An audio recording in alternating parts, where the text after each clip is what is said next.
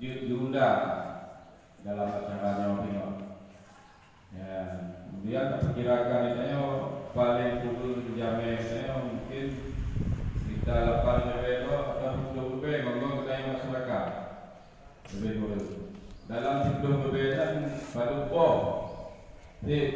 kebul atau kulino yang kita bahas bersama-sama dengan masyarakat yang lebih hukum tentang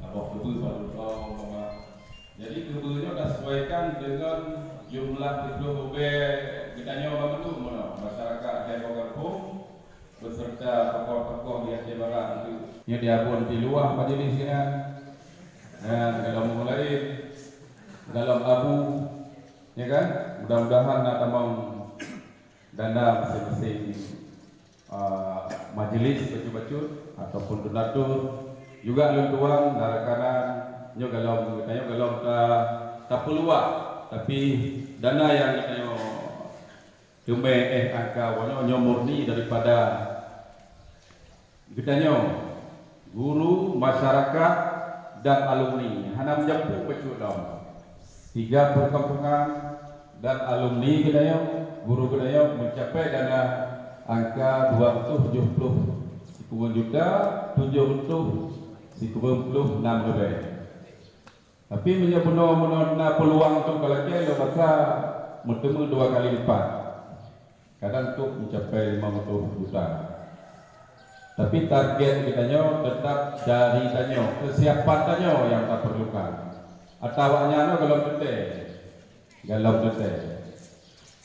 Cuma yang kita tahu untuk 10 tamu termasuk tipluh lebero yang untuk penuhinya putih 10 bok kebun nyo tu yang akan dibahas dan dibacara tak kerja nyo kamu pulang kepada Pak Kecik 3 perkampungan dan 3 tokoh masyarakat kemudian pihak susun acaranya panitianya bersempurna pokoknya kemudian kamu dipakai pak yang dipakai pak yang dipuduk kamu siap beserta alumni Bono dan dewan guru akan dibentuk langsung ke dalam rapat guru panitianya juga untuk menutupi kekurangan panitia kayu karena acaranya memang acara gampung yang memimpin acaranya gampung memang yang memimpin acaranya gampung sebagaimana berdirinya Daya Serambi Aceh pada tahun 1000